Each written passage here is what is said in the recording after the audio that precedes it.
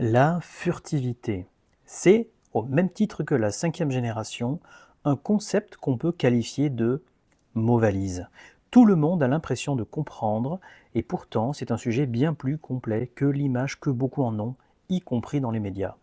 Et surtout dans les médias, y compris spécialisés d'ailleurs. Dans une de mes premières vidéos, je parle de 5e génération et j'explique en faisant un travail de recherche dans la généalogie de ce mot qu'il ne correspond plus à rien aujourd'hui. Si je tire le trait, il suffit de voir un avion qui ressemble un tant soit peu à un avion furtif, collez-lui des soutes, une police, un design un poil moderne et hop, vous obtenez un avion furtif. Et donc, de 5e génération. On a associé sans le savoir et sans le vouloir le terme de 5e génération à la furtivité, comme si c'était sa caractéristique la plus importante. Or, les avions actuels ne se reposent pas que sur la furtivité d'une part, et la caractérisation d'une génération par le seul élément visible tend à démontrer que ceux qui tirent des conclusions trop hâtives sont victimes de leur ignorance. Bon alors comme dans une précédente vidéo j'ai déjà démonté le concept de 5e génération en long, en large et en travers, on va maintenant s'attaquer à ce qui fait son fond de commerce, la furtivité. Dans cette vidéo que j'avais faite en janvier de cette année, je l'avais d'ailleurs promis, ma prochaine vidéo traitera de la furtivité. Bon, je suis un tout petit peu en retard, mais je suis là. Première idée reçue, non, un avion furtif n'est pas un avion invisible au radar. La furtivité ne se limite d'ailleurs pas à cela. On pourrait parler de discrétion dans le spectre infrarouge, et une fois encore, vous n'auriez fait que gratter la surface. Et parce que beaucoup s'expriment sans vraiment comprendre le sujet, et commentent souvent à tort et à travers, ça m'a fait penser à une forme d'addiction. Et cette forme d'addiction m'a fait penser à un vieux film, Des Inconnus, Le Pari, pour ceux qui connaissent. Alors les jeunes ne vont certainement pas comprendre, je vous invite à aller voir ce monument cinématographique français. C'est un film dans lequel vous avez deux beaux-frères qui essayent par tous les moyens d'arrêter de fumer, et à un moment donné, ils se retrouvent dans un groupe de conversation, un groupe dans lequel on essaye de les faire arrêter de fumer par tous les moyens. Et ce passage, je l'ai complètement détourné pour y rajouter ces concepts de furtivité et de 5e génération. Je me suis beaucoup marré à le faire. Si vous ne connaissez pas ce film et que vous n'avez pas la référence, vous avez tout ce qu'il faut dans le timecode et vous pouvez directement passer à l'étape suivante. Avant de travailler sur les activités sensorielles de groupe, je vais vous demander d'accueillir 3 nouveaux participants. Ton prénom? Jean-Paul. Pas bien entendu. Jean-Paul. Bravo Jean-Paul, tu as fait le bon choix. Et avec nous, tu vas oublier l'esclave que tu es. Et vous? Bernard. Ouais. Didier. Pas bien entendu. Didier. Bravo les gars. On n'oublie pas, les 3 J. Jamais, juré, je recommencerai plus. Allez, on commence par l'encouragement blâmatoire de la semaine. La 5 c'est tabou, on en viendra tous à bout. La 5 c'est tabou, on en viendra tous à bout. À toi Gilbert. Je dirais que j'ai bien réussi à canaliser mes raccourcis. La furtivité, c'est totalement être invisible. Globalement sans faute, avec un 0,2 sur l'échelle du réalisme.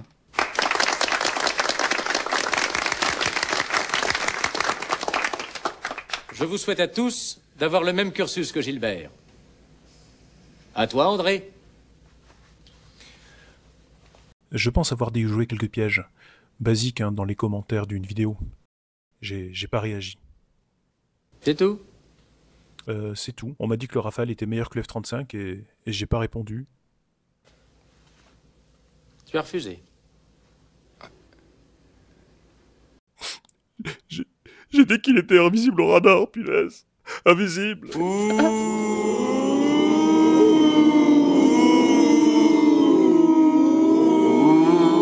La 5 c'est tabou, on en viendra tous à bout. La 5 c'est tabou, on en viendra tous à bout.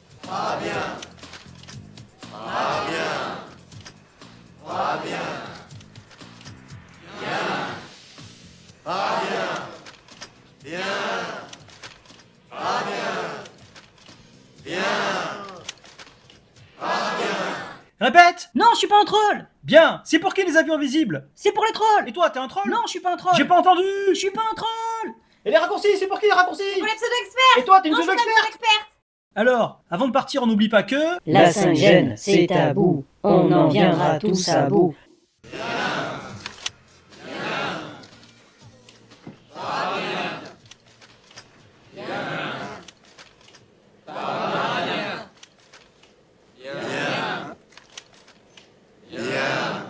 Ah non, pas bien, il y a des missiles qui dépassent en bas.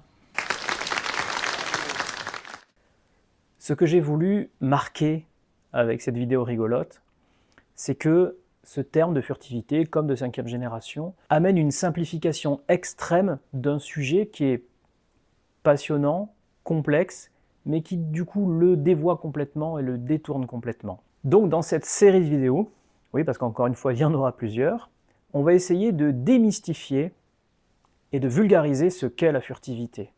Et donc c'est un sujet très vaste, très large, qui ne parle pas seulement des moyens d'échapper au radar, ni même d'ailleurs d'être discret vis-à-vis des ondes infrarouges. La furtivité est un objectif et il y a plusieurs moyens de l'atteindre. Dans cette vidéo présentement, on va commencer à parler un petit peu d'historique, qu'on va continuer avec la prochaine vidéo. On va également parler de concepts, de doctrines, et je vais essayer, puisque je suis en contact avec la DGA, de vulgariser comment fonctionne un radar, comment fonctionnent les ondes électromagnétiques, radar comme infrarouge, avec des spécialistes, et on va essayer d'aller un petit peu plus loin pour savoir quelles sont les pistes pour également essayer de contrer la furtivité. Alors la furtivité, qu'est-ce que c'est? Si je cherche ce terme sur Google, ça me dit furtivité, militaire, aptitude d'un engin à ne pas être détecté par les radars. Eh bien c'est faux, ou tout du moins suffisamment imprécis pour dire que c'est faux, comme quoi il faut se méfier des informations qu'on trouve sur Internet. Que nous dit le gros Robert? Ah tiens, il pose la même question qui va bien. Qu'est-ce que la furtivité dans l'armée? Le terme couvre une gamme de méthodes utilisées pour rendre le personnel, les avions, les navires, les sous-marins, les missiles, les satellites et les véhicules terrestres moins visibles, idéalement invisibles, aux radars, aux infrarouges, aux sonars et à d'autres méthodes de détection. Ah, c'est beaucoup mieux déjà. Donc vous l'aurez compris, le but de l'armée, quand on veut atteindre un objectif, c'est de le faire de la façon la plus discrète possible. Et ce, pour plusieurs raisons qui sont évidentes, mais qui doivent être rappelées. Premièrement, surprendre. Voilà. Si on voit arriver la baffe, on a le temps, au choix, d'essayer de l'éviter, voire de la bloquer. Ou pire, la retourner contre son adversaire. Et c'est le second point. En étant furtif, on a une chance supplémentaire de pouvoir accomplir sa mission, en revenant à la maison, vivant. Donc si on résume et qu'on donne une définition plus technique à la furtivité, c'est toute technique ou moyen permettant de retarder, voire d'annuler toute détection par les moyens adverses. Par exemple, pendant la Seconde Guerre mondiale, les Alliés ont commencé à développer des bombardiers capables d'atteindre des cibles avec une précision toute relative, en ciblant à haute altitude, de nuit et, si possible, au-dessus des nuages. Ils ont réalisé cet exploit grâce au tout premier calculateur électronique embarqué, entre autres dans le B-29 Stratofortress, qui, associé à un radar, permettait d'afficher grossièrement le terrain survolé, et grâce à quelques points clés et coordonnées, savait à quel moment il fallait larguer. C'était moins imprécis qu'un bombardement à vue directe, mais ça rendait la DCA aveugle et permettait un meilleur ratio efficacité sur perte. Ensuite, la guerre froide est arrivée, et ce qui faisait le plus peur aux USA, c'est de ne pas savoir ce qui se passait en URSS. Derrière le rideau de fer, les soviétiques pouvaient se préparer à une invasion massive que les Américains n'étaient pas au courant. Et l'ignorance, c'est un énorme et massif facteur influençant pour l'imagination, concourant à l'augmentation de cette sensation de peur et d'insécurité. C'est pourquoi les Américains vont tout faire pour tenter d'aller voir ce qu'il y avait là-bas, derrière. Alors au début, ils utilisaient des bombardiers lourds à long rayon d'action, modifiés pour prendre des photos et survoler les frontières. Même sans rentrer dans le territoire, plusieurs avions furent interceptés, et d'ailleurs plusieurs furent abattus. Ils ont ensuite utilisé leur premier bombardier à réaction, modifié pour l'occasion, pour réaliser ces missions. Le premier bombardier à réaction de l'US Air Force, vous savez non? Il a même été le premier bombardier à réaction à pouvoir larguer la bombe atomique, et le premier à faire du ravitaillement en vol. Mais si, vous savez, le Tornado, non pas celui-là, le B-45A. Bon, en vrai, je ne suis pas une encyclopédie vivante, parce que c'est en faisant mes recherches que je l'ai retrouvé. Il est en effet entré en service en 1948 et retiré du service 11 ans plus tard, en 1959, une autre époque, avec une production en série limitée parce que son successeur était promis un meilleur avenir, le B-47. L'US Air Force a ensuite mis en service une version modifiée du B-47 Stratojet, le RB-47E. À partir de 1952, ils survolent le territoire soviétique. Et si leur vitesse et leur altitude rendent difficile la tâche pour les intercepteurs, l'apparition des MiG-17 rend ces survols très dangereux. 5 avions sont touchés et 3 abattus. Lors du premier incident, l'avion parvient à atterrir en Suède et aucun des deux pays ne fait mention de l'incident. Et oui, aussi étonnant que cela puisse paraître, personne ne voulait que ça se sache. Ni les Américains, ou les Anglais qui les ont aidés, ni les Soviétiques. Parce que les Américains ne voulaient pas admettre à l'ONU ou devant le monde entier qui survolait impunément le ciel soviétique, et les Soviétiques de leur côté ne pouvaient pas admettre, aux yeux de leur propre population, que leur territoire était survolé sans impunité par des avions ennemis. Et c'est là que l'URSS va se lancer dans de lourds programmes de développement de missiles sol-air qui va devenir la menace principale pour les aviateurs américains dans toutes les futures missions, que ce soit au-dessus du territoire soviétique ou de celui de ses alliés, et qui va devenir la source de l'ingéniosité américaine qui va mener à la furtivité. Mais avant que ces missiles sol-air n'arrivent, les intercepteurs de l'URSS sont déjà une menace beaucoup trop importante pour les avions de reconnaissance occidentaux. Ces derniers ne volent ni suffisamment haut ni suffisamment vite pour pouvoir éviter les interceptions. Et surtout, les radars les détectent suffisamment tôt pour permettre à la chasse adverse de se mettre sur leur route. Les intercepteurs de l'époque, c'est pas vraiment comme aujourd'hui. Si aujourd'hui un avion décolle sur alerte peut atteindre une vitesse supersonique à l'altitude requise pour l'interception et tirer un missile à plusieurs dizaines de nautiques de sa cible, à l'époque, il fallait approcher la cible suffisamment près pour pouvoir l'engager au canon. Un équipage intercepté a donc de bonnes chances de voir les avions arriver près de lui lorsqu'ils sont en montée, voire à son altitude avec les fameux chemtrails. Il était alors possible de faire des manœuvres d'évasive, c'est-à-dire de changer simplement de cap pour interdire à l'intercepteur de pouvoir s'approcher. Mais l'arrivée d'intercepteurs de plus en plus performants et l'arrivée des premiers missiles RR va rendre cette approche beaucoup trop dangereuse. Il faut donc trouver autre chose. Et c'est dans ce contexte qu'arrive le U-2 Dragon Lady. Cet avion, aux airs de planeur en réaction, a révolutionné les missions de reconnaissance. Sa particularité ? Voler à des altitudes inatteignables pour des avions intercepteurs. Et, selon la croyance des services de renseignement américains, il pouvait voler au-dessus du plafond de détection des radars de veille russes. Grosse erreur. Le but dans la conception du U-2 était de pouvoir faire voler une caméra d'une résolution exceptionnelle, la meilleure à l'époque, à une altitude supérieure à 15 000 pieds, soit 4500 mètres au-dessus du plafond des intercepteurs et des premiers missiles antiaériens russes.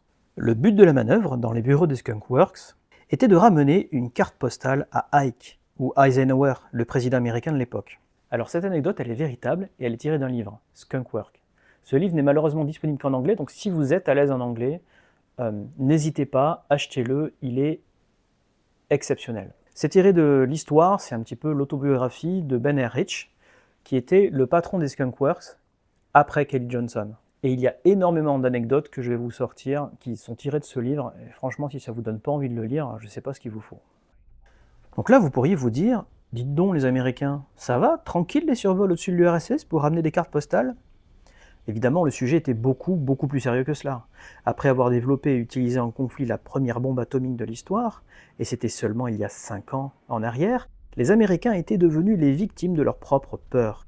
Et si l'URSS développait aussi l'arme atomique ? Le contexte de l'époque était tendu, et déjà que les Américains avaient des plans, avant même la fin de la Seconde Guerre mondiale, pour aller rééquiper l'armée allemande pour retourner à l'Est et se faire du bolchevique, je ne vous raconte pas la psychose de devoir affronter une URSS capable de porter le feu nucléaire sur le sol américain. Le renseignement est donc devenu une activité vitale pour les USA, qui justifie, selon eux, le fait d'aller regarder ce qu'il se passe.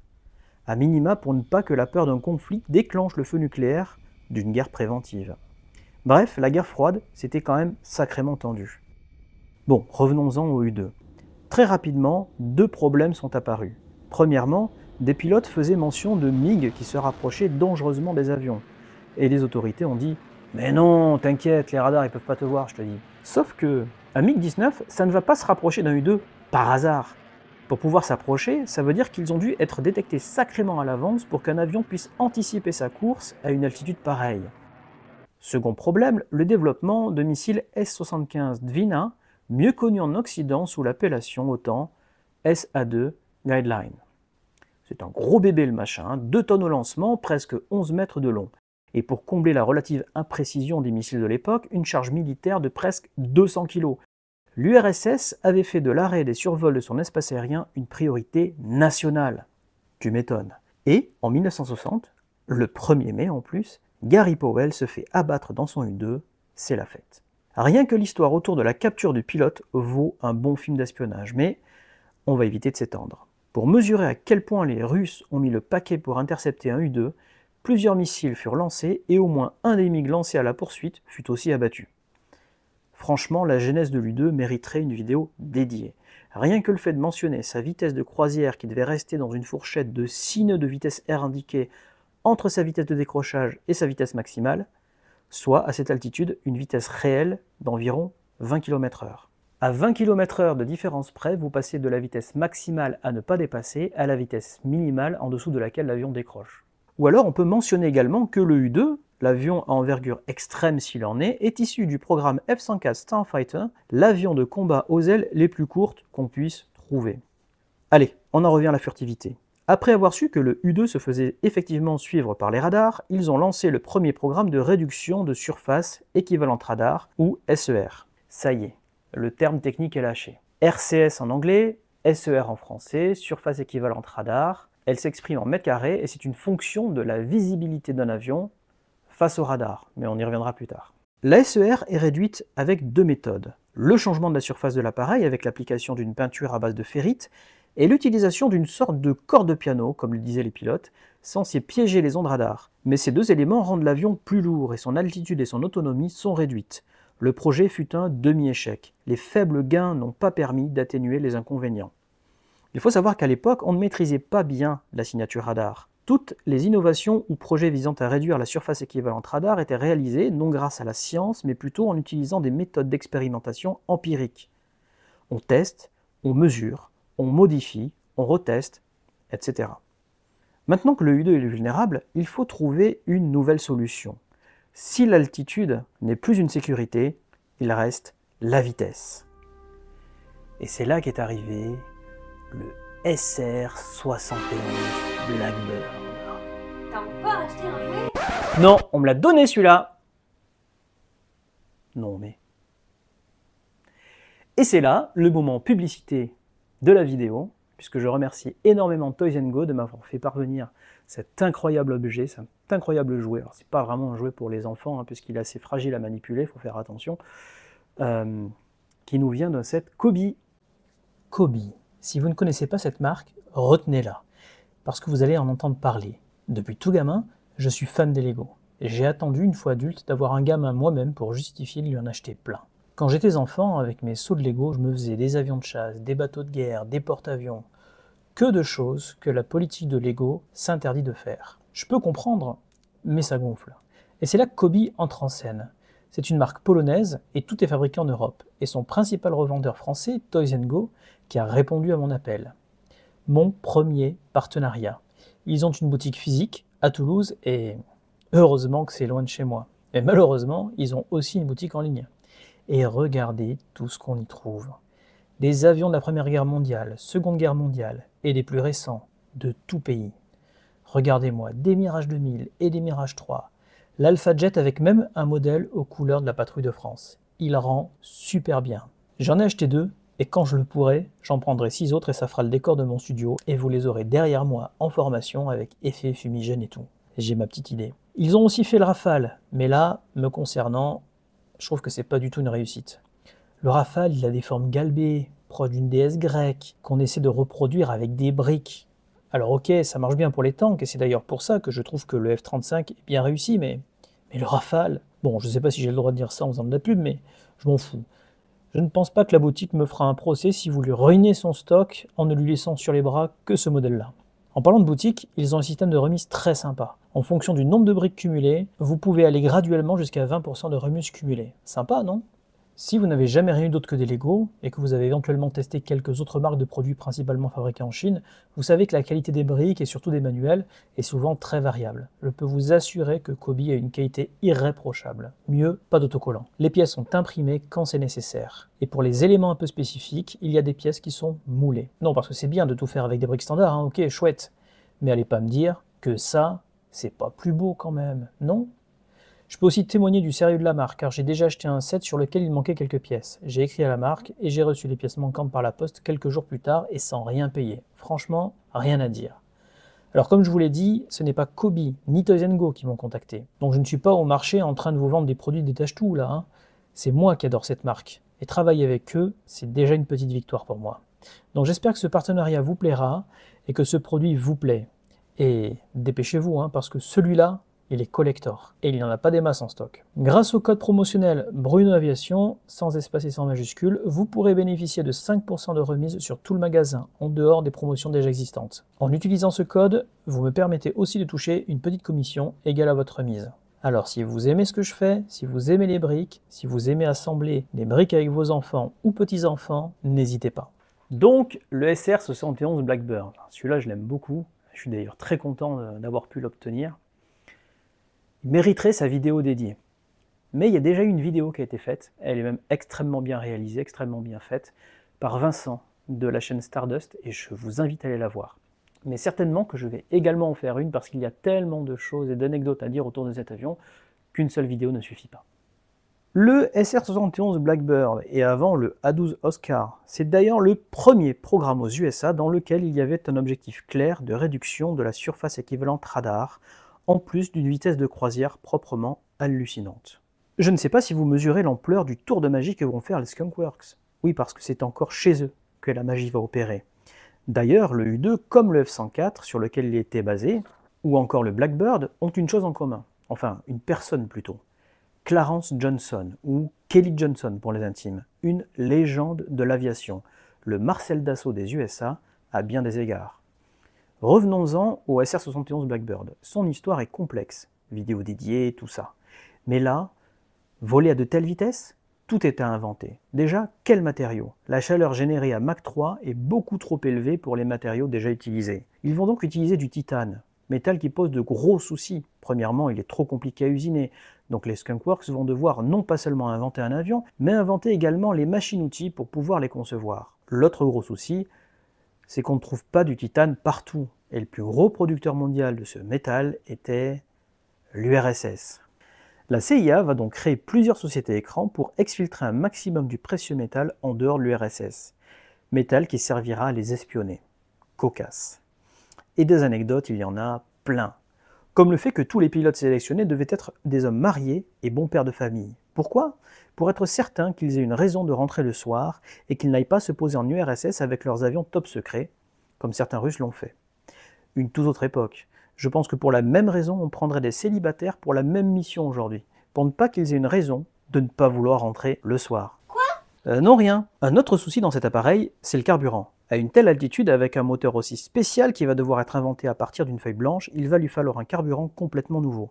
Et ce qui finit par devenir l'A12 Oscar, puis plus tard le SR71 Blackbird, va fonctionner avec un carburant dérivé du JP7. Et si vous voulez vraiment une vidéo dédiée sur le sujet, sur l'histoire de développement de ces avions et toutes les anecdotes qu'il y a dans ce livre, n'hésitez pas, les commentaires sont faits pour ça, exprimez-vous. Allez, en vrac, on apprend que les entrées d'air avec le cône mobile chargé de compresser l'air à l'entrée du moteur est responsable à lui seul de 64% de la poussée. Et pour revenir sur le domaine de la furtivité, la seule forme plate, appelée chine en anglais, mais dont je n'ai pas trouvé de traduction appropriée, autre que arrête, a fait que dans les meilleures conditions, la SER a été réduite de 90%. Autrement dit, on est passé d'un ratio de 100 à 10, et seulement avec cette caractéristique. C'est énorme. Ça, plus les peintures spéciales, le A12 ou SR71 Blackbird a vraiment permis d'avancer de façon extraordinaire dans plusieurs domaines. Imaginez quand même que le premier appareil de ce programme, le A12, a officiellement volé le 4 mai 1962, soit 4 jours après son premier vol, pas officiel, soit 22 ans seulement après le premier vol du P-51 Mustang, un autre avion mythique. Bienvenue sur la chaîne Bruno Aviation, nous sommes en 2025, et 29 ans plus tard, le développement du programme F-35 n'est toujours pas terminé. Voilà, ça, c'est fait. Bon, je me moque, mais c'est pareil partout, hein. Les durées de développement ont cru exponentiellement, quel que soit le programme, civil ou militaire, comptait au moins une décennie. Malgré les miracles accomplis à l'époque par des gens qui n'avaient même pas accès à un ordinateur, il faut aussi concéder qu'ils faisaient des avions beaucoup moins complexes au niveau de leur système. Encore aujourd'hui, un pur avion de démonstration peut sortir d'un bureau d'études en moins de 2 ans. Le Blackbird eut une belle carrière, notamment au Vietnam et au-dessus de la Chine, mais il ne survola jamais l'URSS. Après que le U-2 de Gary Powell fut abattu, un accord a été conclu entre les Russes et les Américains, et ceux-ci promirent de ne plus survoler le territoire. De toute façon, c'était l'avènement des satellites, donc le besoin s'était amoindri. Mais quelle machine! Mais quelle machine! Cependant, par rapport au satellite, l'avion de reconnaissance garde un avantage indéniable. Cela est surtout dû au principal désavantage du satellite, celui d'être en orbite et de passer à heure fixe. Ainsi, celui qui est surveillé sait exactement quand est-ce qu'il faut sourire. Si vous pensiez que le Blackbird a propulsé les Américains dans le futur, vous n'avez pas fini. Il y eut plus tard le D-21, un engin sans pilote porté initialement sur le A-12 puis lancé à plus de Mach 3. Le futur, bon, tellement compliqué à utiliser qu'on n'est même pas sûr qu'une seule de ces missions connut un succès. Mais il est fou de voir ce qu'ils arrivaient à faire dans les années 60. Je vais encore me baser sur ce livre pour raconter la suite. Il faut savoir que le personnage principal est Ben R. Hitch. Il a été recruté comme ingénieur et est rapidement devenu le bras droit de Johnson Kelly. Le Blackbird était la dernière réalisation du maître. Ben R. Hitch est devenu plus tard le patron des Skunk Works à une période où les budgets étaient drastiquement réduits.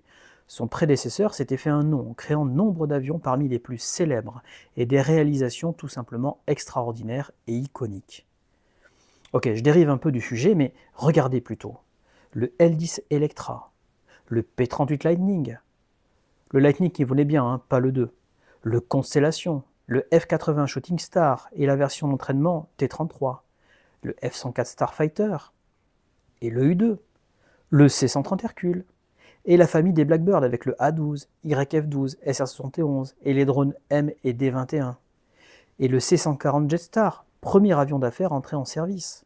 Succéder à un dieu vivant pareil, c'est pas évident. Et Ben, il le voulait son avion à lui. Son projet qui allait le rendre célèbre et inscrire son nom à la postérité de l'histoire aéronautique mondiale. Bon courage! Et c'est pourtant ce qu'il a réussi à faire. L'histoire est passionnante et on ne dérive pas, puisque c'est vraiment le fil conducteur qui nous amène sur le sujet qui nous intéresse aujourd'hui, la furtivité. Mais c'est pour la prochaine vidéo.